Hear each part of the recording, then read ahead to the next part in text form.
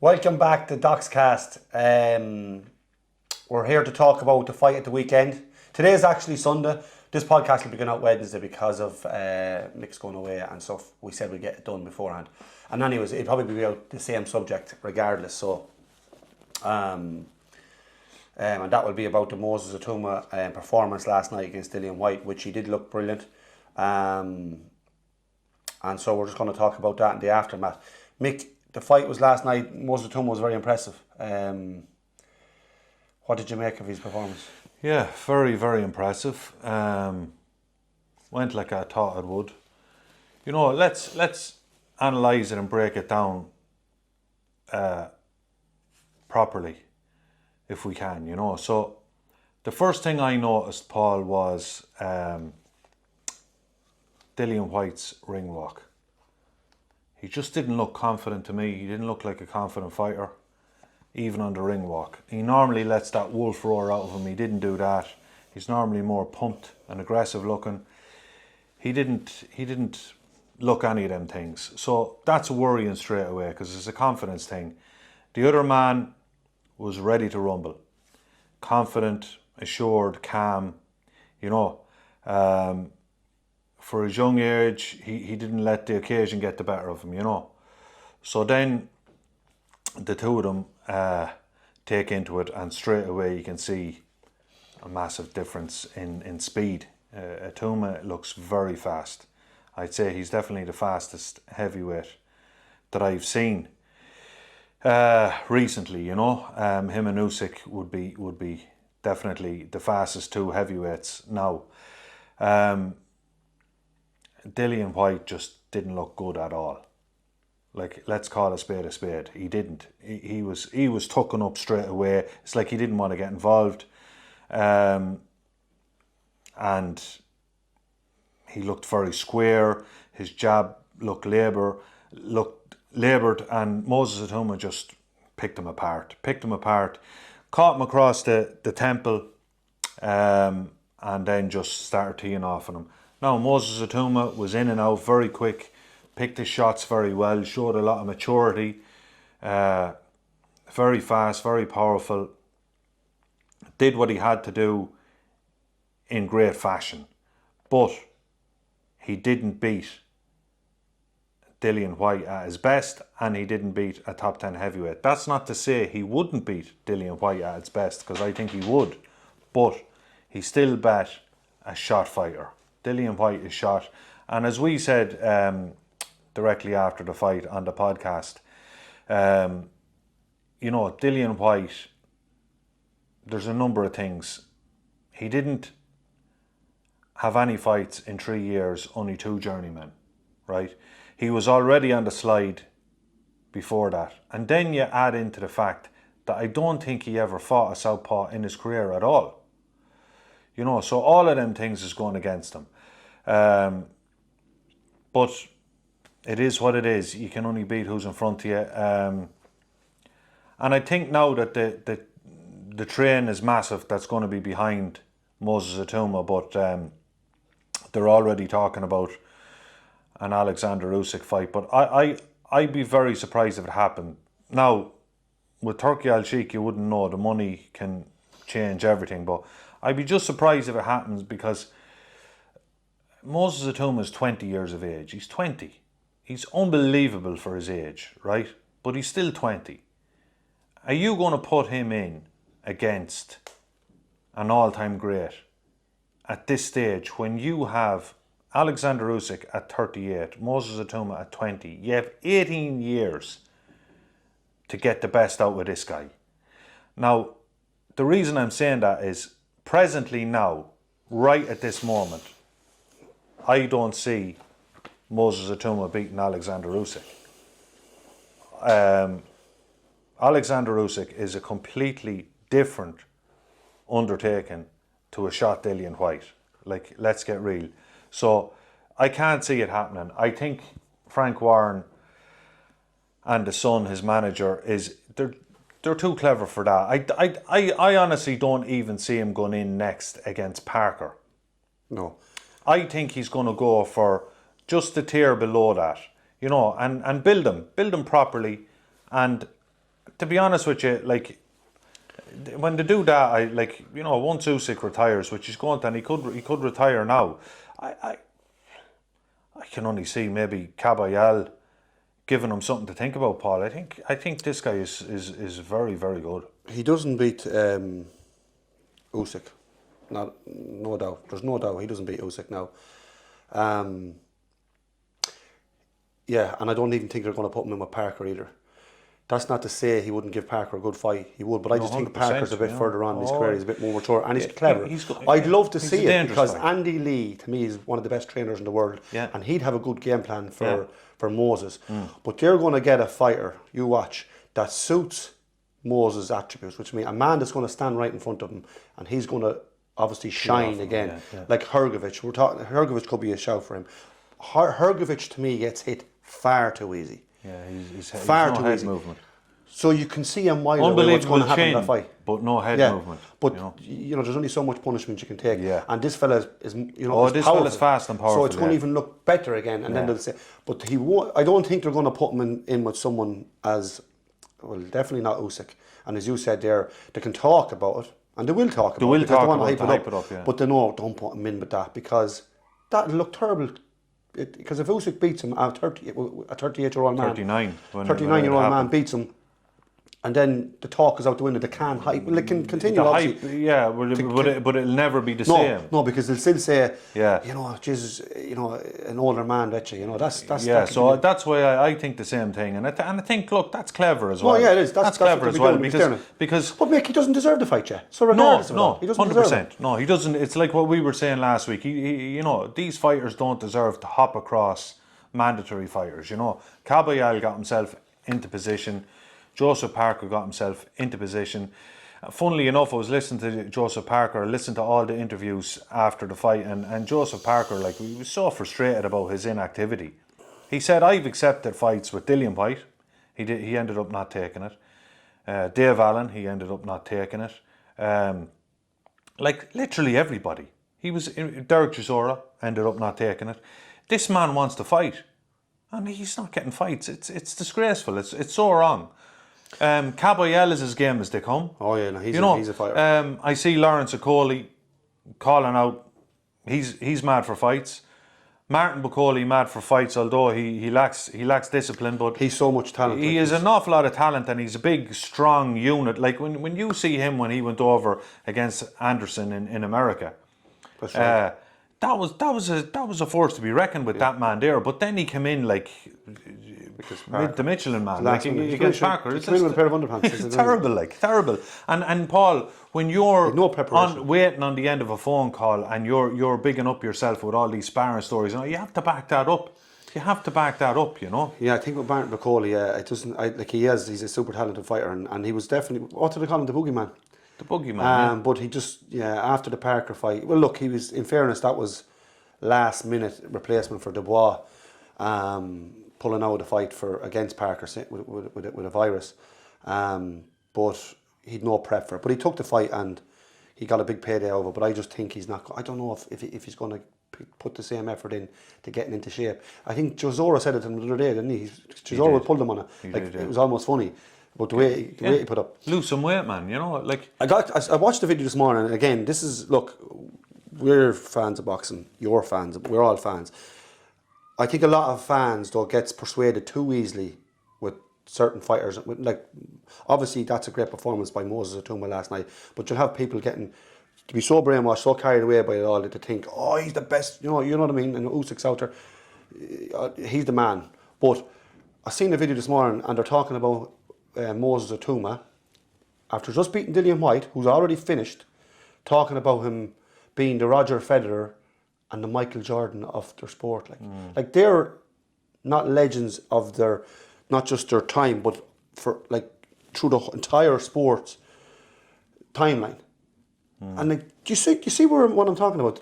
How carried away they get? Yeah, well, to be honest with you, Paul, isn't that a little bit of a British thing? Without being, it is. No, I know we're not. Yeah, I know. They do. They really get. They get on the hype train. Look. But it must be tiring for them. When he gets the accolades that someone like Usyk has gotten, then you can make statements like that. For sure. You know, Exactly. like let's just calm the jets here. He's a serious talent. Nobody questions that. He's a perfect size of a heavyweight. Great movement, great power, explosive, great feet movement. Punch selection is great. His ring IQ looks really good. Everything is there. Everything is there. He has the attributes, Mick.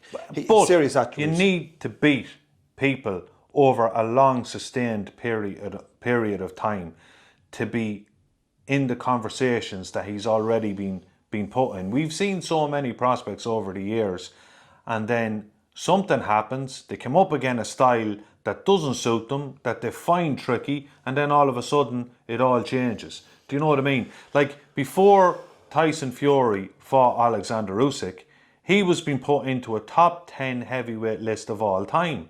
And you know, a lot of people, his family and everything, his brother Shane, who I have great time for, I really like him in interviews and everything, he said he's the best to ever do it.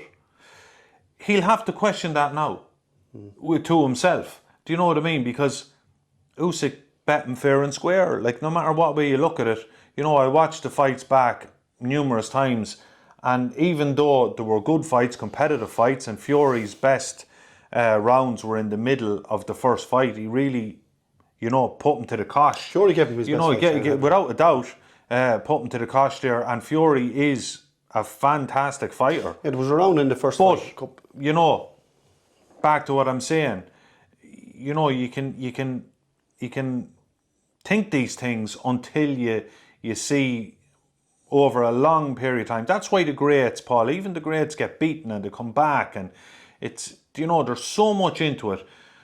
You just have to earn your stripes, you know, earn your stripes, and I have no doubt that he will, you know.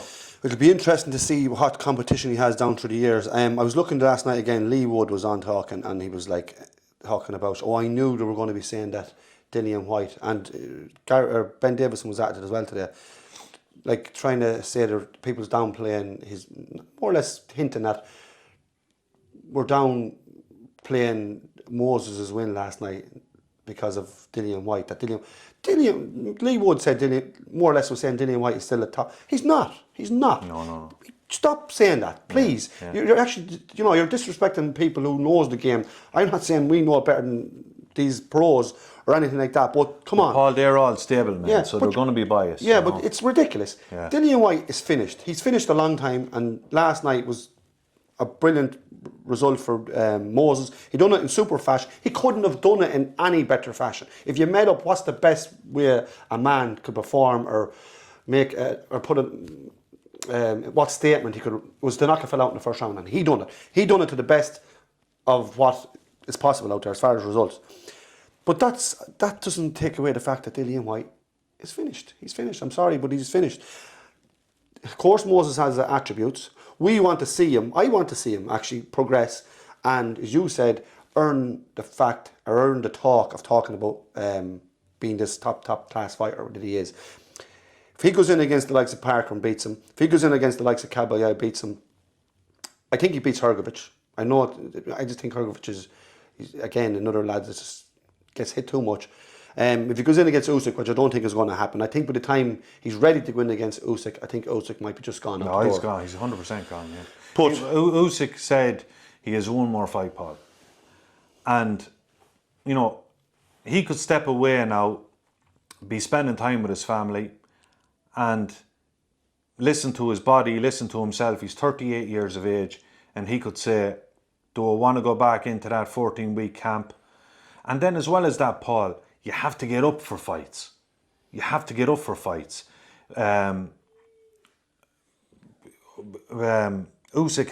I don't know, is he, you know, is he, like... The hunger, you're going to say? The hunger, you know, whereas Moses Itauma is full of hunger. You know, he's 20 years of age. He wants to prove a point now. Put them all out in front of me, which he's brilliant. That's what he's supposed to do. But, like... I don't know, is the motivation going to be still there? He's a one-off Usyk, we know that.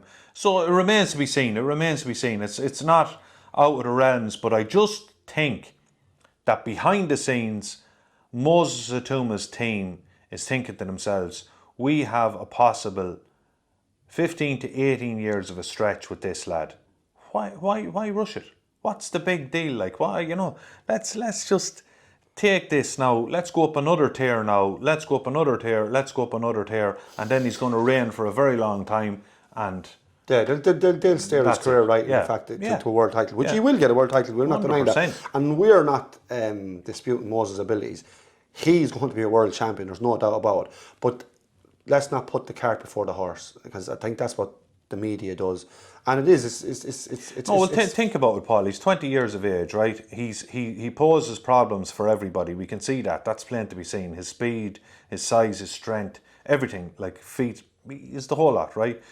But going in against the fighters that he's gone in against to this point, and without a doubt, a long shot Dillian Whyte. It's like, Paul, it's even worse case, I think. It's like when Tony Bellew bet David Hay. Everybody was saying Tony Bellew is a world beater for beating a shot David Hay. David Hay was well and truly shot. He was actually retired and came back out of retirement, fought a few postmen, and then went in for a payday with Bellew. Sure, he was limping around the ring. He was totally flat-footed. He had no spring in his step. He had nothing. And then Bellew goes around making out that he's unbelievable, because he bet David Hay, but he didn't beat a prime David Hay. We've seen it over the years. Yeah, you have to weigh up all of that. Yeah, that's like Larry Holmes beating Muhammad Ali. Yeah, exactly. Now, Larry Holmes went on to be a great. Yeah, but at the end. And then Mike Tyson done it to Larry Holmes. Yeah. Yeah, it's about the right timing. And the fellas are on their way out. And Dillian Whyte is well on his way out. And Dillian Whyte was no world champion. Dillian Whyte never won and Paul, as you always say, we're boxing fans. So we have no agenda. We're just talking plainly and trying We're talking what they're all saying behind cameras. Even the pros are saying it. But when the camera goes on, we want to see good competitive fights, Paul. That's what we want to see. And we're looking for where we're going to see the good competitive Moses Itauma is going to dominate heavyweight boxing. It looks like it. I don't think he's going to be around for 15 or 18 years. I think it's a different era to last that. And who knows what way he'll be in his 25, 26. Maybe the hunger may leave him. But I definitely think in the next 2, 3 fights, definitely he's going to be on for a world title and win the world title. But like they're saying, 15 to 18 years. There are going to be fighters coming along that he could be in a position at some stage in his career, Moses Itauma, where there'll be an up-and-coming man here and take him over. That's you just boxing. don't know. But I think 15, 18 years is a long stretch in boxing. And the way things is now, like, I don't know, it's hard to say. But he will win world titles. And hopefully he is around for 15, 18 years.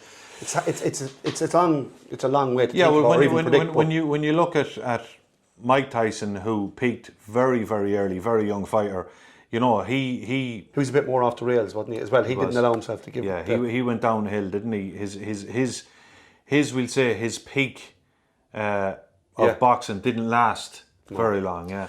No, that's not saying. That's not saying he's going to be. Moses is definitely sure. Seems to be more. He seems to be very level-headed on his shoulders. So I don't think he's going to go down the path of Mike Tyson, of going off the rails. No. But 15, 18 years. Look, we're going far-fetched. He has the age. The age is on his side, but he's definitely going to be dominating boxing for the next 5 to 8, 6, 7 years. I definitely know that. That's why I'm interested with the Parker fight and Moses. I think Andy Lee's one of the best trainers out there. I think I'd love to see his game plan. He'd have a great game plan for. Now, Moses Itauma could steamroll that game plan, but I think, movement, footwork, head movement, all of that is going to be. That's where you're going to see how Moses Itauma fares up, because anyone that's standing in front of him, he's taking them, he's mowing them down. But if you have a Caballero who can move, obviously Usyk never stops, doesn't sit in one spot for too long, he's gone. That's going to be very difficult. And then when the 6, 7, 8 as a round goes on and that's happening for Moses, does he question himself? I can't get, because I'm usually taking fellas out. I mean, I seen this morning a stat. He's 13 wins. I think 26 rounds. So he's averaging 2 rounds a fight. Yeah, 2 rounds. So a fight, where think about if he finds a fighter, which there is one out there, we just don't know yet. I mean, it could be it could be the Caballero, it could be the Parker.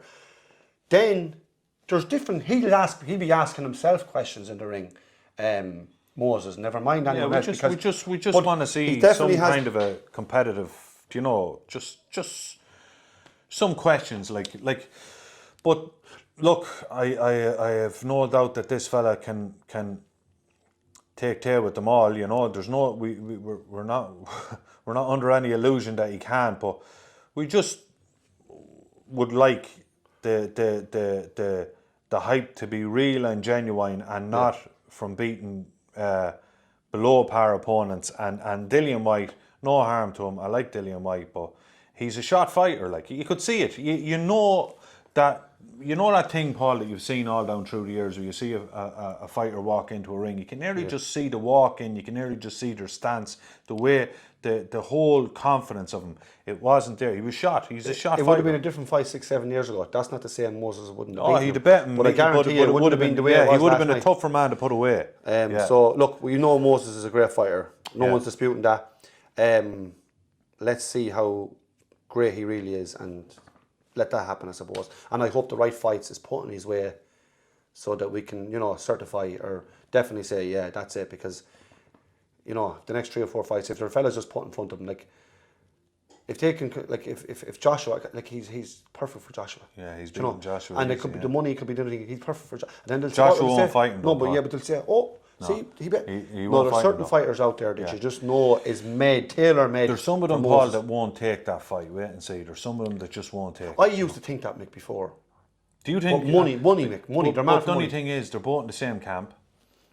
And Ben Davison is training them. Yeah, but that's the training part of it. I just can't see it, Paul. Like, I wouldn't say so. I wouldn't. But with the promotions with Eddie Hearn and Frank Warren, I think Eddie would advise him not to take it as well. Yeah, well, but you understand what I'm saying, as far as they're going to look for a name, and that's a fighter. Like, I'm thinking Hrgovic. Even though Hrgovic won last night, I just think Hrgovic's too easy hit, and this man will hit you and he'll put you out there. And there's a few others. They could go Zhang. They could go Bacoli. Zhang can't win. He's after. Yeah, he's gone as again, well. He's going to gas. Still, do you get what I mean? Yeah. If he beats Zhang, then there's another name. Yeah, I know that. And they'll work him up that Zhang way. is even older again. Yeah. Like, Zhang would have been perfect 2, 3, 4 years, but we can see Zhang is obviously 40 something now, isn't he? A heavy hitter. Zhang is powerful man. I'd say he's one of the most powerful. In his head, definitely. He seems to have one of the most powerful punches. But he's that big. He gasses too, and he's anemic. Did you know that? I didn't realise he's anemic, and that doesn't help with breathing and stamina either. But do you get what I'm saying? The point being, Paul, that there is a number of other heavyweights just below Hrgovic even that they can pick from, and they can build this fella into an absolute superstar, Paul. Like what they did with Joshua. And that's what I think they're going to do with him. Because he's so young and he's so talented and he's very marketable. He's a good talker. He's a nice way about him. Seems like a nice fella. And he has that little bit of arrogance that's just enough as well. Yeah, I know. And you know what? To be fair, like, he does beat most heavyweights. No, 100% he does. 100%.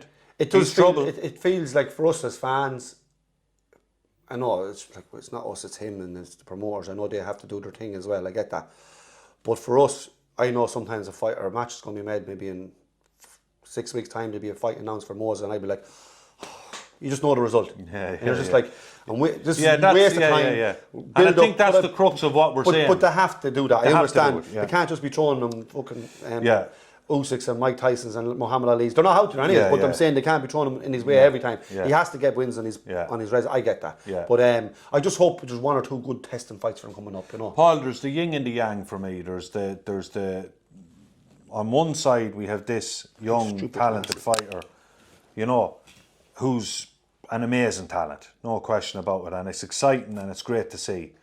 And then the other side of that is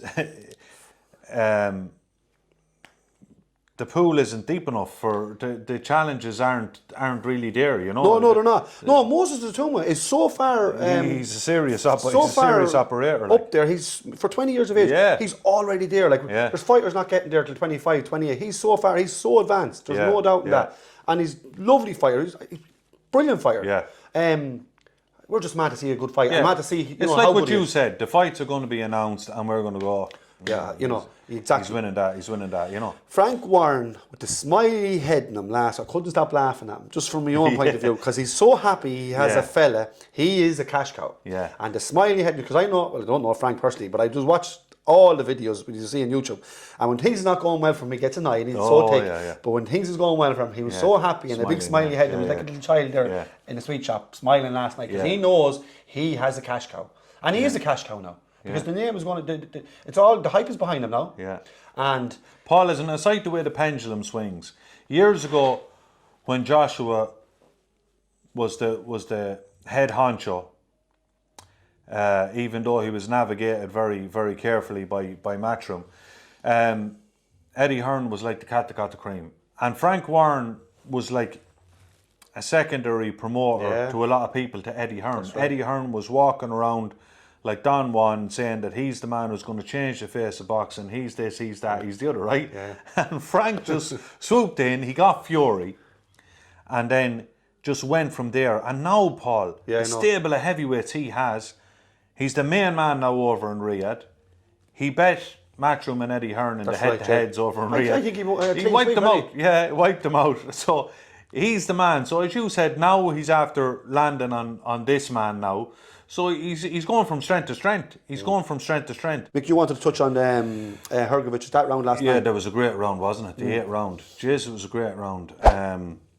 Hrgovic knocked David Adelaide, and then David Adelaide unlaunched an awful onslaught of punches on Hrgovic, and how Hrgovic stood up, Paul. Like the jaw of him, like, is just, I mean, it's unbelievable. But he gets hit far too often. Now he won the fight convincingly. He looked in better shape coming into the ring. He did, and Paul, he looked like he had a better engine under Abel Sanchez, but he needs to start moving that head. Like, I mean, you know, he remember we were talking on one of the podcasts about Joe Joyce taking punishment, and he looked at one stage like you couldn't knock him out until he met Zhang. Yeah, that's right. You know, so the same thing will happen with Hrgovic if he keeps that style up and he doesn't get moving that head. He's definitely going to be caught, and it's curtains. He does. He seems to be getting into fights where, like, he's exciting. He just be an exciting He's fight. great, yeah. But and he has some chin, but you won't keep. You won't keep proceeding, and especially Moses again. He'll take you out there. Yeah. But no, it was good. And Ball and Goodman was a great fight last night. It was, to me, it was a very tight fight. I edged it to Ball. You did as well. But we were saying about the judges. The judges was disgraceful, wasn't it? Disgrace again. Many times have we sat down and watched boxing and the scorecards are a joke. Like, as Carl Froch said on one of his podcasts, like, these people need to come out in front of the press and give reasons for their scorecards. Like, I mean, are watching a different fight? Like, that's so disrespectful to Goodman. You know, after the fight he put in a great performance. You know, you'd wonder where they get these judges. Like, he literally gave him, one judge gave him 2 rounds. 2 judges. Yeah, but one judge gave him 2 rounds. The other judge gave him more than 2, but one had it that wide. Yeah, no, it's crazy. Then there was one judge. It was just two rounds between them. Yeah, which is that seemed about right. Seemed about right. Yeah. Paul is he's a terrier, isn't he? He never stopped. He's brilliant. Very exciting. Yeah, and throws lovely Goodman actually had great footwork in that fight. He boxed Paul, very well. Paul, in the last round when he started, tearing into him a bit. He should have done that earlier. Yeah, should have done it earlier. Ball looked tired just at the last. No, he did enough to win it, but and he looked strong enough to be able to put Ball back a bit, which most fighters don't do. When he came into that ring, he looked. I know, like, he looked way bigger. Yeah, he looked more stronger. I know. Now I know. So he didn't use them attributes enough. Even in the last round when he threw caution to the wind and he started throwing. Yeah, you know, he looked. He'd be saying that now. Yeah, he's going to be annoyed with himself. Yeah, but Ball is great. He's a great fighter, great. And you know, anyone that watches boxing should be always keeping an eye out for Ball because he's never in a boring fight. No, he's brilliant. Like, you know, and Goodman brilliant as well. And you know what, Goodman from that fight, he's going to get loads of fights. So they're 2 great fighters. Yeah. Mick, I think anything else you want to touch on? That kind of wraps it up for us, Paul. Yeah. We hope you enjoyed this. Like, subscribe, comment. The comments are actually getting good. I've noticed people are starting to comment now. That's good. So yeah, we'll be talking to you during the week. Take care.